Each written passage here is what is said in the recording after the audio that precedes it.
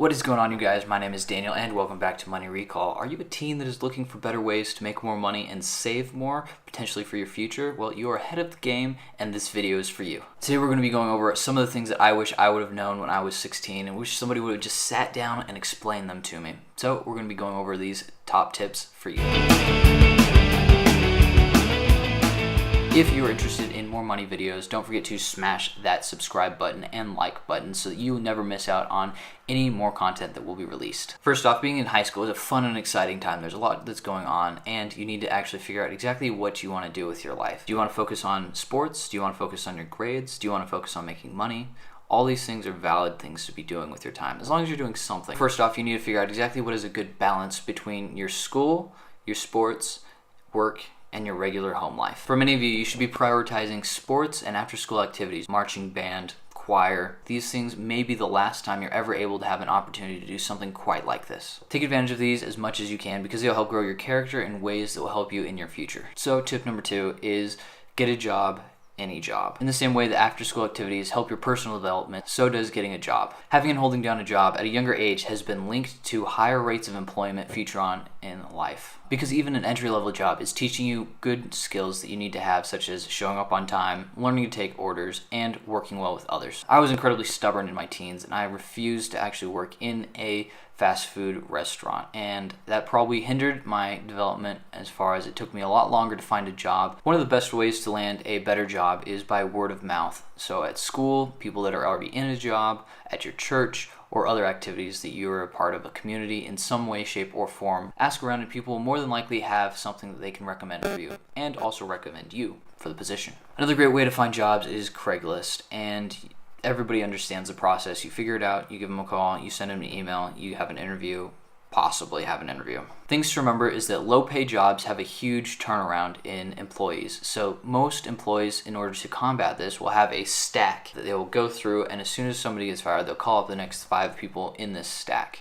and see what they can do. So remember, when you turn in yours, it may take up to 3 months at some of these establishments for you even to be considered. One of my favorite ways is just go into actual stores and turn in a resume, whether or not they're actually looking for work at the time. This will have much more success with smaller chains and smaller mom and pop shops because they don't have quite as stringent hiring requirements. And this will not work at places like Walmart because of their hiring process. As an example, when I was 16, I actually got myself hired for my first, what I would consider a job. So I was going through an automotive class in high school. I ended up doing 3 years, and that first year after that summer, I was 16, turning 16 at the end of the summer. I knew somebody who owned a automotive shop. It was a little radiator shop, very, very small, very, very rundown looking place, but nonetheless, I knew the guy and that was my in. So I went and just watched for a little bit during the winter time, and then when the summer came around, I asked if I could do it again, and I showed up every single day at 07. After about 2 weeks, the actual owner came up to me and handed me $100. It was like, wow, I have never had anyone hire themselves before in all my years. And so that was a story of how I landed my first, what I would consider a job. So the real key to this story was adding value. I might not have been a great asset, but I was enough help to warrant the $100 at the end of the week. The greatest part about this was over the next 2 years as I studied, I was one of the top students as far as finishing jobs at the automotive class. I would finish probably twice as many as all the other kids combined, and that was because of the experience that I had gained during that time that I had been at this automotive shop. Number 3, start with why. Make sure that you understand exactly what you are working towards. Write it down. Are you trying to pay off your college? Are you trying to get a car? Are you trying to go on that trip?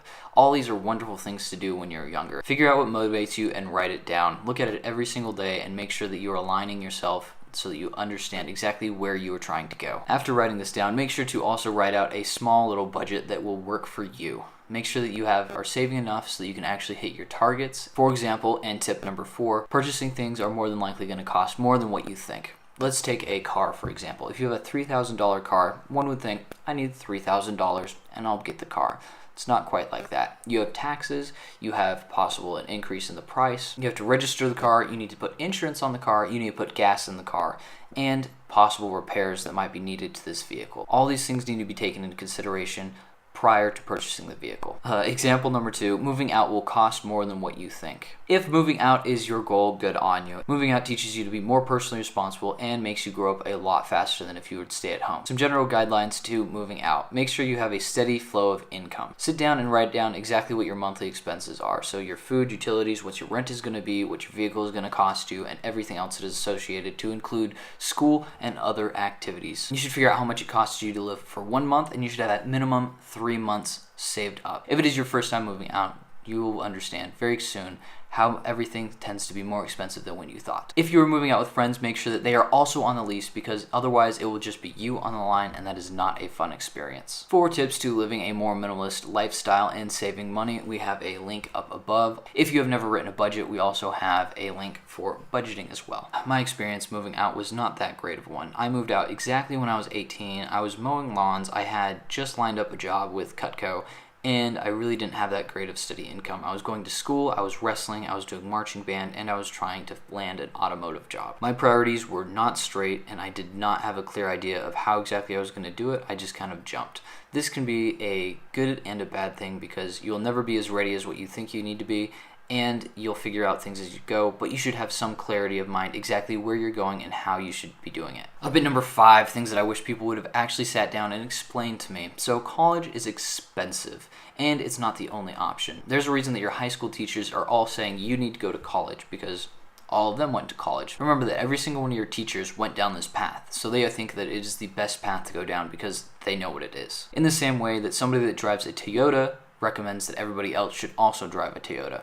However, if you need to haul a bunch of heavy stuff, like logs, bricks, whatever, for a construction site, you probably don't want to have a Toyota Corolla.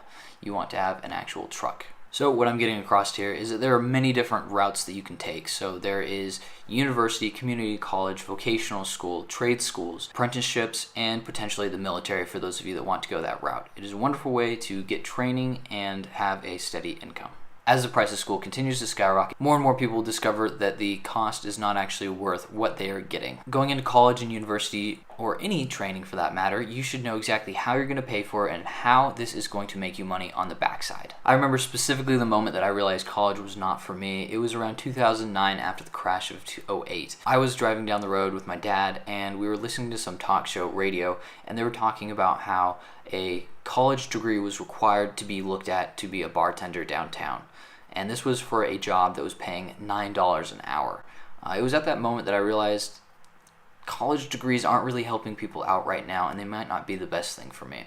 So I'm not saying don't go to college. Know exactly how you're going to pay it off, and know how it's going to make you money. If you're looking to be a doctor or an engineer, you definitely need to go through lots and lots of education. Make sure to look at your options, balance the cost versus benefit of each option, and decide exactly what is correct for you. And as you consider going to university, remember that if you file for bankruptcy, these loans will never be removed. College loans are permanent until they are paid off. Up next is a little bit of dating advice. So when you're going through high school and in your younger years, you need to be figuring out exactly what type of people you want to be surrounded by. And going on dates is a wonderful way to figure this out. My advice is go on cheap dates. If you can have fun while you're spending little to no money, you'll more than likely be able to have a lot of fun when you're spending more money. The cheaper your dates, the more you can go on, and sometimes the cheaper dates are the better ones. My go-to was shooting pool. It didn't cost much. It only cost about $5 for an hour, and it was always fun. I would always know if somebody was into me because they would either be good at pool, and that was cool, or they would go and be terrible at pool, and I knew that they were open to new experiences and probably somebody who's interesting. If they absolutely refused to go and shoot pool, they probably weren't open to new ideas and probably weren't talking to anyways. Alright, up next, you rarely get what you don't ask. This is a pretty simple concept, but it can be daunting. Asking for $500 to be dropped off that car that you're trying to purchase can be intimidating for the first time that you do it. Going and asking for a little bit of a raise can also be intimidating. The earlier in life you begin doing this, the better off you will be, because this is a trait that doesn't come naturally to everyone. You have to work at it. Asking for what you want for the first few times can be incredibly scary, but it gets easier as you go and you get better at it. If you want to have more confidence when you go and ask, know exactly what the value proposition is. If you have added value, you're more likely than not going to be in a better position to be asking than if you're just asking because. Tip number, I think we are on 8, is you have some wonderful opportunities and take advantage of them. When you're younger, you have a lot of time to actually work on yourself. Take on reading. I wish somebody would have told me to read more when I was younger, and it really took me until I was about 21 to start reading any type of books that were useful. Top paid CEOs in this world are reading about 4 books a month, and this is way more than the average of about 1 a year. Take some time to learn and even teach yourself some of these skills with Microsoft Word, Excel, how to build a website, and improve your words per minute. As everything goes over to computers, this will improve your productivity and how much work you can get done. Take some time to figure out money, because that is what you're going to be chasing for most of your life. Money helps you go and do things, it helps you be charitable, it helps you go and see the world, so make sure that you understand how to manage your money and how to direct your money so that you can do what you want to do in this life. Take some time to figure out how to invest, how to save, how to manage, and how to budget your money. So these are the things that I really wish I would have been told when I was 16. If you like this video and would like more like this, don't forget to smash that subscribe button and drop a like. And a final tip for sticking around until the end is don't forget to learn how to manage your credit cards. If you know that you're going to have a weak spot, don't even get them. Just start with a trainer card that will have about a $300 limit that you pay in advance, and that will help build your credit. So this has been Money Recall, and as always, have a great day.